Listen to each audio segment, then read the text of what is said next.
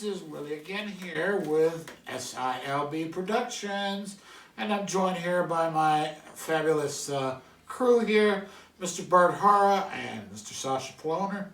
How you guys doing today? Fine. Great, man. Okay. That's good. Y'all are ready for some good guitar facts, little sit down, magazine kind of, drink a Coke, whatever, shoot the breeze and chew the fat on guitar strings. Absolutely, man. Well, that's what we're going to do today. We're going to chew the fat, as we say in the States, on guitar strings. Now, chewing the fat is nearly nothing more than just smacking the lips, blabbering, talking. That's all we do. Chewing the fat on guitar strings. And Bert, if you want to label it as that, chewing the fat on guitar strings, you can do that. So, what do I mean when I say chewing the fat on guitar strings? Okay, we're going to talk about string materials. We're going to talk about gauges of strings, what that means, what it means when someone says, here's a set of 9s, here's a set of 12s, here's a set of 13s, here's a set of 7s. All right, we're going to talk about that.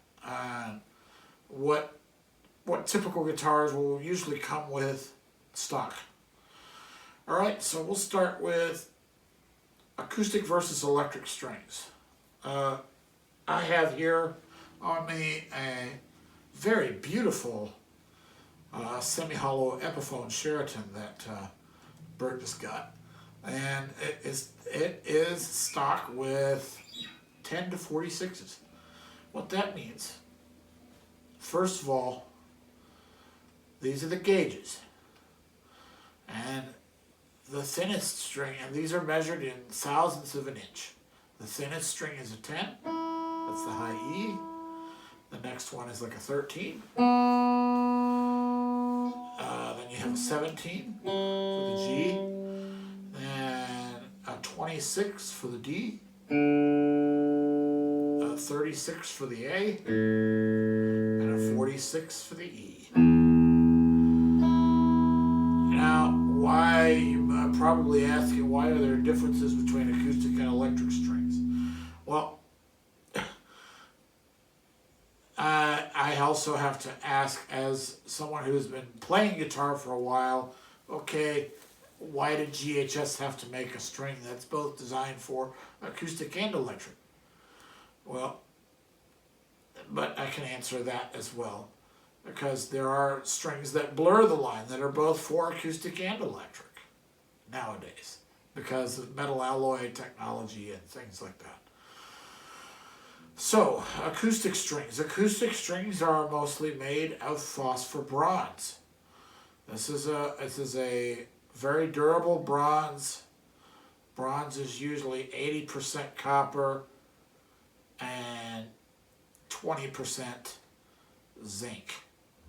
Or you also have tin lead bronze, which is used in pipe organs, but you don't want to be using something mixed with tin and lead on a guitar, especially if your fingers are all up in it.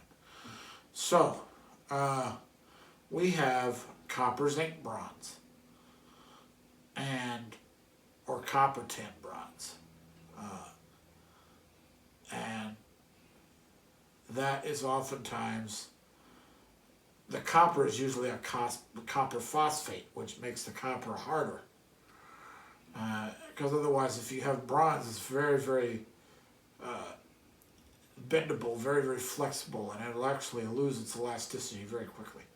So they had to make it stiffer, had to make it stronger, so they added this copper phosphate in the mix. And that, when I say these are bronze strings, not all of the strings are bronze. Again, the top two strings, the E and B strings, will usually be made of steel.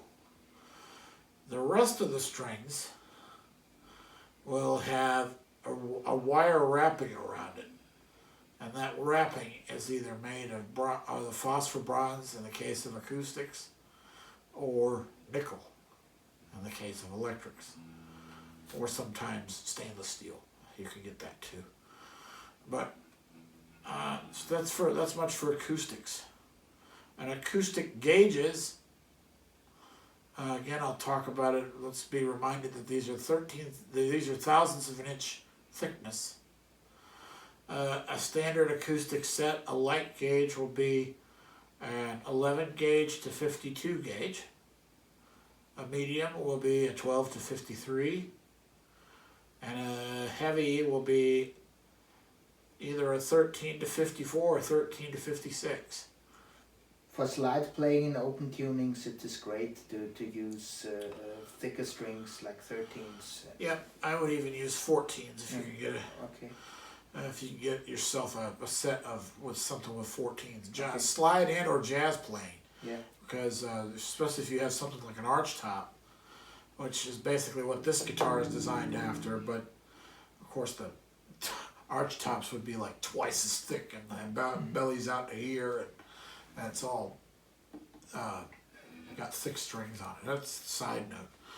But now, I pointed out a question about why did GHS have to make a set of strings that's both acoustic and electric? Well, they took an alloy which is normally used in jewelry. It's called white bronze, which is 49% 49% nickel and the rest is iron. So it's called nickel iron, and it behaves the same way as phosphor bronze does acoustically. So they've made some that are that way too. On my Telecaster, I have a set of these white bronze GHS strings, and they are 12 to 53s on mine. But to stick with the basics, you're going to either find phosphor bronze, white bronze, and nickel. The nickel is usually for electric. The nickel is something unique about the nickel that the third string is usually unwound. That wasn't always that way. As a matter of fact, back in the 60s, all third strings were wound because they used 12s, usually 11s or 12s or 13s. Well, now you don't have to do that because amplifiers are so strong nowadays that you can just literally just dig into it, and you don't have to work so hard like you used to. When you do a chord, like if you're doing jazz, back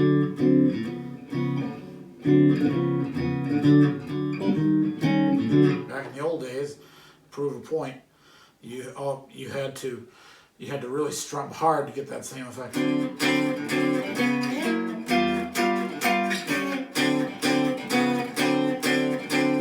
That is because of the way the guitars were built, and you had to really crank the action very high and use thick strings and had to move a lot of air because you had to compete with horn players. Nowadays you don't have to do that anymore. You have an amplifier, use it. Yeah. Another thing, the unwound third string has its advantages.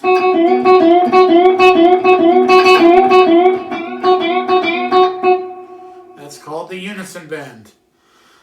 You'll learn that if you try to do that on a normal something with wound strings like Chuck Berry did in the beginning.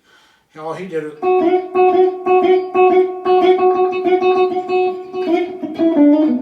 it's a lot of hit and miss, so he changed his strings so he could do the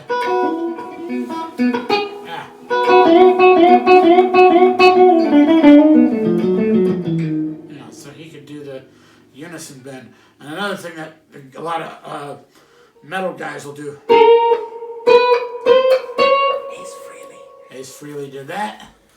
Thank you, Sasha.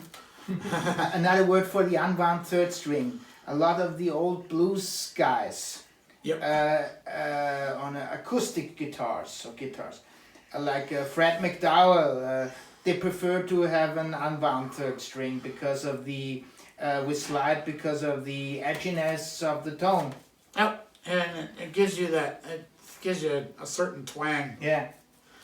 Which is good. So what do most guitars come stock with? So you don't have to worry about when you put a set of strings on and it starts buzzing and you don't know why. Well, Fenders, and this is not always, this is not 100%, but this is a general idea. Fenders usually come with 9s on them because the scale length is longer. The scale length of a Fender is usually between 25 and 25 and a half, and a Gibson is usually around between 24 and a quarter and 24 and 3/4. Now that doesn't mean that there are that things will deviate. Even B.B. King had a 25 and a half inch scale Gibson because he liked the way that felt. He was a bigger guy. He started with a Telecaster, and then somebody finally said, well, hey, why don't we do when we do the signature model, why don't we do a 25 and a half inch scale? So that's what they did. Back to strings. What do you do if one pops? Replace it. And it's gonna happen. You can start doing crazy bends. I don't want to scare you, Bert. Don't worry. I don't plan on breaking a string. But you can start going and yeah.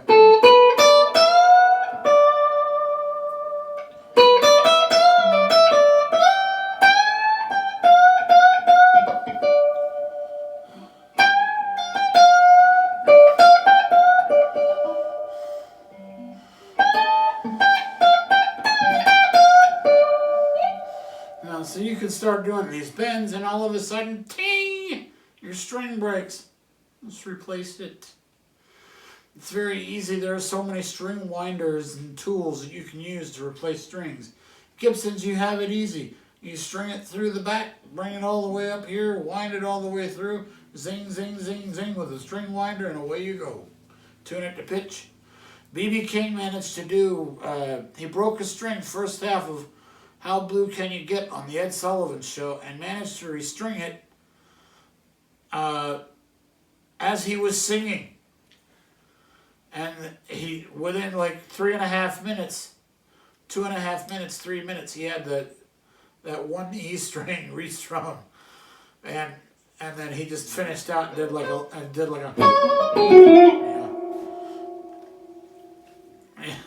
So, I mean, it's possible. You can do it. Some people it takes longer to string. I know for me it takes quite a long time. First of all, I can't see where I'm going, and second of all, I don't have the spatial to sometimes line everything up perfectly. It takes me a lot longer to line everything up. Whereas some people, you just here, turn it, and go up to pitch, and there you go. And Willy, if you got a school guitar like with nylon strings, which is called classical guitar, but it's also used for beginners because it's less. If you have a nylon string, well, it's hard. It's more harsh to restring it. I think. Would you agree? Yes. Yeah. I don't envy anybody with a nylon string. It's a good starting guitar, but it is a pain in the butt to restring because you have on the back of the classical the bridge. Unlike here where you just slide the strings through the little holes back here in the tailpiece. Unlike that, on a classical, you have the bridge, which consists of two parts. You have the saddle, which is what the strings sit on, and which goes into the bottom of the bridge. Actually, there's three parts: the bass, the saddle, and the tie block.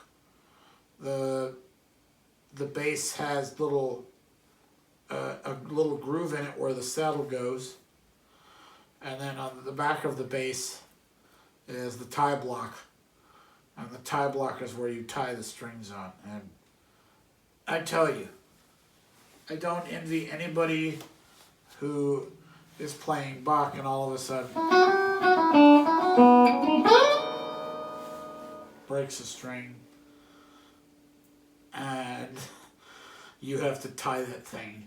But is it because classical musicians don't bend? You can't really bend with a nylon. Yeah. Problem is you can't, a nylon, you know. I can do that. I can bending with a 9-string guitar. Really? Yeah, you can if you like stick like all 3 fingers up here and then, you know, do this thing. You just like that, but But it doesn't sound bluesy. But anyway. no, it doesn't. No, you don't get the same response as with a set of steel strings.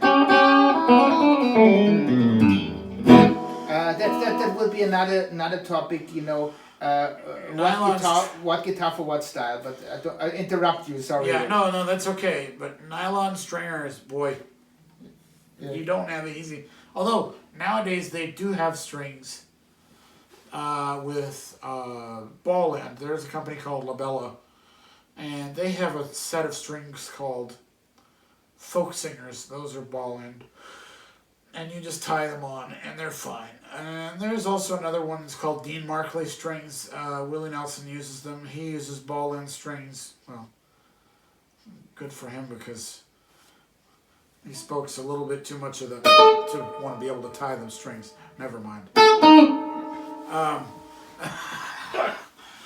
So, love you, Willie.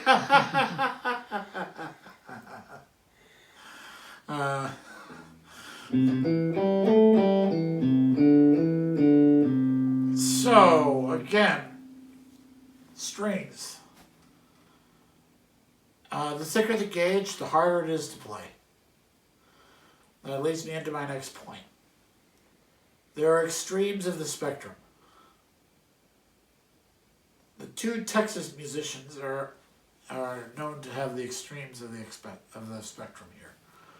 One of them is none other than Mr. Billy Gibbons of ZZ Top.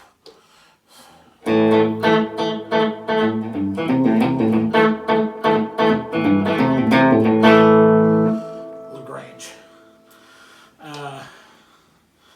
And he has a Gibson Les Paul, but his strings are 7s. Yes, 7/1000ths of an inch thick. Last time I saw anything with a 7/1000ths of an inch thick string was a Turkish instrument called a saz, and that had uber thin strings. The bass string was a 24 gauge, which is about the size of this D string. So, yes, you have 7s, and that, I guess, gives you a different attack, a different sound. I don't. Easy to bend. It's easy to bend, but well, they're also easy to break too, I would imagine. But then you have, on the other end of the spectrum, Stevie Ray Vaughan, who used 13 to 56. Now, why did Stevie Ray Vaughan need to do that? Because the amps he was running through were too clean, and at the time when he started, they didn't have overdrive pedals. The first Tube Screamers didn't come out until 1975. Or they weren't available in the States until 75. And it was produced originally by a company called Maxim in Japan. And then Ibanez got the schematic for it, and it became the Tube Screamer. And so Stevie started using that, and of course, as Stevie could use that, he could lighten up the strings. But in order to push that amp, to really get it to go, he had to use a heavy string to really move the speakers. But I think he had big fingers too. He had huge fingers. Yeah. And the guitars oftentimes they were fitted with bass frets, so he could play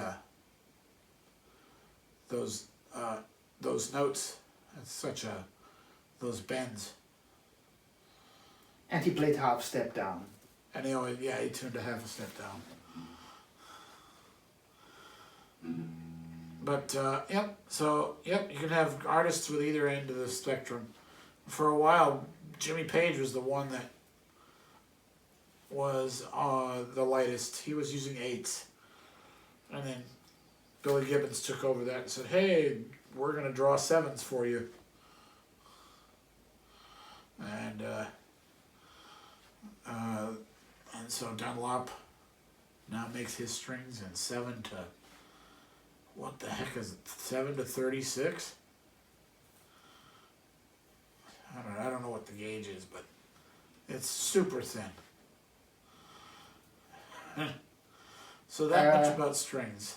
And for resonator guitar, which is not a different topic, you can use 14, but sometimes even 16th gauge. Yep, on square neck resonators, it's better to use 16 because you need that extra bit for slide, and we have such a specimen somewhere around here, but that's up to Mr. Bert if he's willing to show it. You will do that now? We can. Wow. All right. All right, so what we got here is a resonator guitar. Now what this is, you'll notice that the neck on here is a square neck, and it is entirely made out of metal except for these tuner buttons over here. Well, and you'll notice also that the strings are extremely high off the neck. Well, that's because this guitar here is designed to play steel guitar or a slide guitar.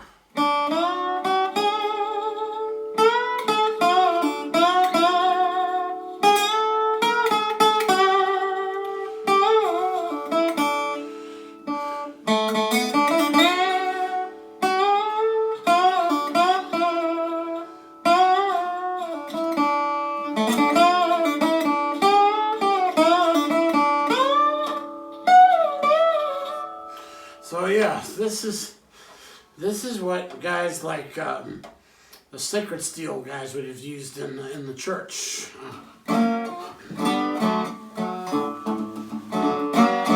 And they use 16 gauge strings. And because you don't need to bend these, you just need to be able to slide. You need more sustain, and that's how you get the sustain, like for stuff like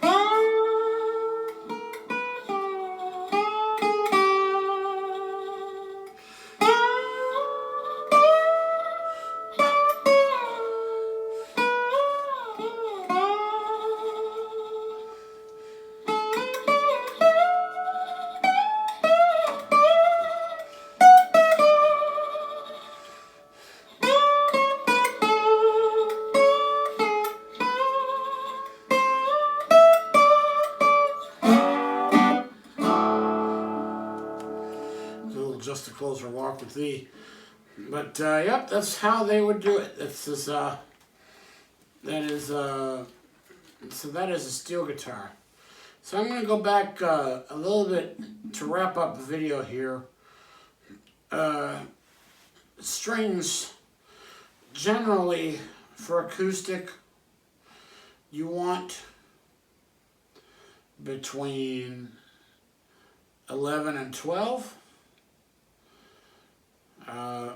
And this is only a general.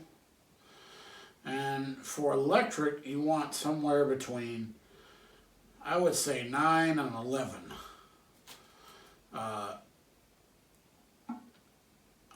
Because if you're gonna do heavier heavier sustained music like blues, you're going to need probably a little bit of a thicker string to give you a little bit more oomph, a little bit more sustain, a little bit more punch, you know. But yep, so that is much to do about strings. I'm going to have the panel discussion come in, and we're going to talk a little bit about their experiences with strings, and maybe we'll even have a jam here on the video here. All right, I'll play some slide. All right, 1, 2, 3, 4.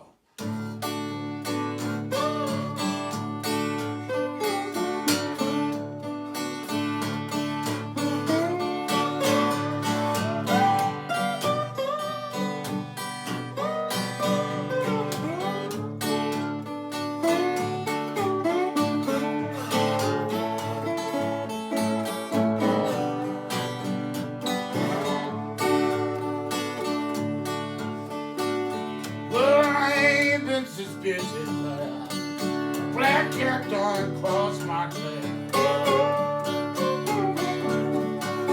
Well, I ain't been suspicious, but a black cat crossed my trail. I don't know what's going on, but I'm standing in the line in jail. Well, I ain't been suspicious, but I don't have no mojo here. Well, I ain't been suspicious, but I don't have no mojo here. I swear I've been pushed down to the bottom of no man's land. Yeah.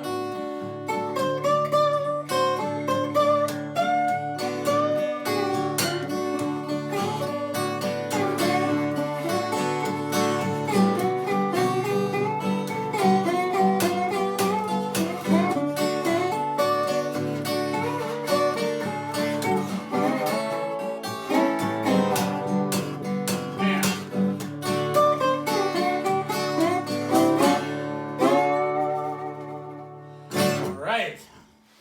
All right, welcome back here. We got the panel discussion with us here now, and we've been talking about strings, as I said, about this video, chewing the fat, and now we just chewed a little bit down Tobacco Road with some old country blues here. Now, 1920s and 30s style. 1920s and 30s, definitely with a little bit of touch of Howlin' Wolf there. But, so Bert, Sasha, what are your experiences with strings? What mistakes did you make with stringing, and what have you learned in your stringing quest? Started with Bert. I'm a little unusual in that I put 10s on my acoustic, or what they call extra lights, very early when I started playing guitar. I had a gentleman set it up whose philosophy was that you put lighter strings on an acoustic, and if you want it to be louder, you put a pickup on it. And so I just got used to it. But most acoustic players that I know use heavier strings. I've just gotten used to the extra lights and like it. But I do notice some, although that's what you're playing right now. You're playing my Martin, and it's got 10s on it. And if you want a little bit more volume, you want something a little bit heavier. But as you heard on the video just now, you get plenty of sound out of the 10s. Yeah, let's put it this way. This Tricone here, this Resonator, and I'll explain Tricone in a minute. This Resonator guitar is definitely not eating your lunch here. Yeah. And why it's called a Tricone, I'll tell you a little bit about it. Because the way a Resonator guitar works is instead of having the body as the main source of resonator, you have what's called a resonator cone. It's kind of like a speaker inside the guitar. It's an aluminum cone. Yeah. But some people look at it and they say, it looks more like an old pie plate to me. But but it's a cone. They call it a resonator cone. It's a cone-shaped device. And in this case, this guitar here has 3 cones. That's why it's called a tricone, because there's 3 of them. And the bridge is a T-shaped bridge that sits on top of these 3 cones. There's 2. There's one in front, one in back, in the middle of the guitar, and then there's one out to the side over here. And that's why the bridge is extended out so long over this way, because over to the other end of the guitar, because it has this other cone underneath. And so this guitar normally is quite loud for a lot of acoustic players, but Sasha manages to keep up real good because he himself is also a Tricone player. But it's a mechanical amplified instrument, and it was produced before electric amplifiers were on sale. You know, it's because it's produced for Hawaiian players and the blues players who can afford it, because the Tricone at the time was a very expensive instrument. Play it. The famous was Tambourette. Check it out if you wanna go back to the roots of the music. There you go, Tambourette. Yeah. Tambourette. But Sasha, your stringing experiences. What do you usually do? To me, it depends on what kind of guitar I play and what kind of style I play. I have Strats with 13, and I have SGs with 9. And I have my Tricone have 13s and my Telecaster got 10s. It depends what kind of guitar for what kind of style of music I decided, because Willy didn't mention before that it's important to have, if you play a style of music, that you have the right kind of guitar, because with some guitars it wouldn't work. I mean, the Tricone is extremely brilliant. I mean, the best for playing slide and bottleneck playing, but it isn't. You can't play really like, I don't know, Ozzy Osbourne stuff with it, or it would sound a bit different. And some guitars work for a lot of styles, some don't. You have to check it out, but it would be another topic. Let's see. Generalization for string gauge, gauge. It depends what style you play and what instrument you play. And I just switched on I have a Telecaster and a Stratocaster, and I just switched to these hybrid string sets. So the bottom 3 strings, for example, it's the same set on the Strat and Tele. I have 9s, normally 9s, but the thicker strings are slightly thicker. They would be the same thickness as a 10 gauge string set. So it's a hybrid of the thick strings from a 10 gauge string set and the thinner string from the 9 string set. Oh yeah. So that you get better power chords, better response from your bass notes, but you still have the thinner strings able to, and you're able to. Yeah, you're 9 to 46. Yeah. Ooh, excuse me. Those are pretty good. And you might not be able to do Ozzy Osbourne, Sasha, but how about this for a laugh?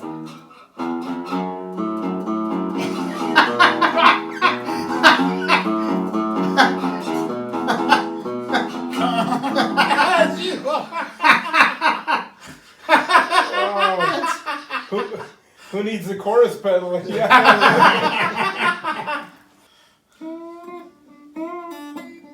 So, But anyway, this one is great for playing bottleneck slide, early 20s Hawaiian blues music and 20s music. Now, the way I do strings is pretty much, I like a thicker string. Some guitars require a thinner string.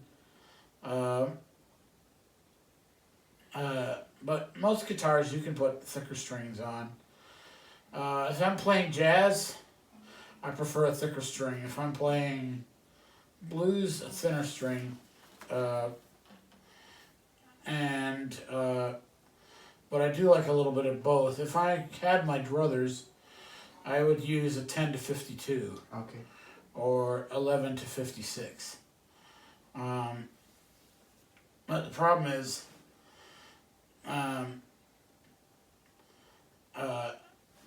I like the wound third much better, so many times I would switch to 12 if I could help it.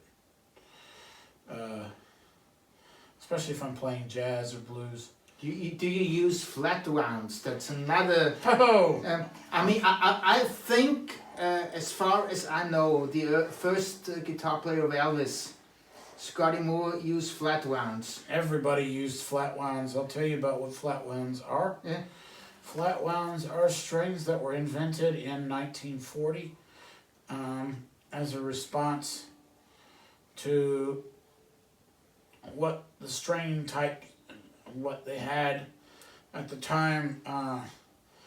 The strings at that time, the wrap wire was not very well polished, so in order to make it sound good with your fingers running across it, you had to oil your strings.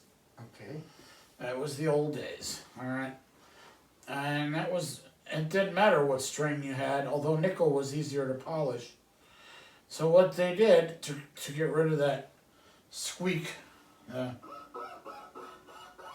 Okay. they invented flat wounds. Now this, of course, did not sit well with the Resonator camp, so they stuck with the round wound 16 to 56. But the jazz players, they were using flat wounds. Charlie Christian was probably the first to start using flat wounds, because before that you only had either bronze wound or you had Monel wound. And Monel was a type of steel. It was a very hard steel, and it was also very hard to polish to a smoother, to a nicer finish to be played with it, and so they oiled those. So yeah, you had to have a solution, and then the technology to polish the strings better came out in the 50s. But at this time, everybody was still used to flat wounds. Luther Perkins from Johnny Cash used flat wounds on his Fenders. There were 12 to 54s. And Scotty Moore used to use flat wounds, but then he switched from his 12 gauge. He went to round wounds later in his career, and he used 11 to 52 with an 18 gauge wound third string. Okay. And that he used up until the end of his career. I'd say starting from the 90s onwards. But yeah, that was that. Joe Pass, famous jazz guitar player, used flat wounds. Chuck Berry used flats. Really? Yeah. Didn't know that. Yeah, Chuck Berry used flats. B.B. King used, anybody and everybody that started, they used flats. And which was amazing because B.B. King, he also had quite the huge fingers. But as he was diabetic, and he had to lighten up because his calluses were, he would start, his calluses would start getting infected and stuff, so he had to lighten his gauge. So he still used a 54 on the bass string, but his thinnest string was a 10. And his went in order of 10, 13, 17, 28, 42, and 54. Or, yeah, 32, 42, 54, excuse me. So the strings got thicker starting from the D string down. I used his set of strings. I think they were great. You could almost even put them on acoustics because they were really good because of that low bass. So I usually like to use 12s on my electrics. I have 10s on my Les Paul I have right now, but I'll probably switch to 12s. I have to adjust them. I have to make some adjustments for that. so that the guitar will play good in 12s. Yeah, that's one thing to be aware of, that if you change gauge Yeah. on your strings, that you may have to Adjust have the neck. someone set it up or do a reset or. Yeah, they might have to adjust the neck. Yeah. And there's a And be careful. Some people with resonator guitars, but with you know, like not the lap ones. What's the where you put it in just in your Round neck. round necks. Mhm. With the round necks, don't. It's 13 and 14 would be alright, but 16. oh no, you'll ruin the neck. Yeah, with the old ones. But you have to make adjustments. But sometimes you like broke the neck. Yeah. But Yeah, because naturally the higher gauge strings you use, the more pressure it puts on the neck. Yeah, of course. absolutely. So that's. Well, you want to do another jam in D, Sasha, and then we'll close this sucker out. All right. So, but before we close out, just so you guys know, if you like what you hear, Please subscribe. please subscribe, like, spread it around. This is a test run, but we would like to make it an online school for the blind. Yeah. Although with a magazine type format, just as we've always done. And yeah, I think. Do With that- you have a quiz question?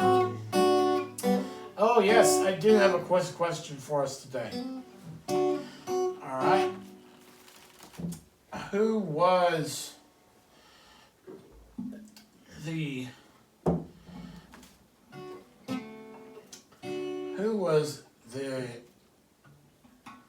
famous bluegrass guitarist and banjo player who was blind? I don't know. We'll All right. find out on the next video. Who Okay. was the famous bluegrass guitar player who was blind? All right, I'm gonna duck out of here and let you guys jam as we Okay. as we head out. All right, let's do it, boys.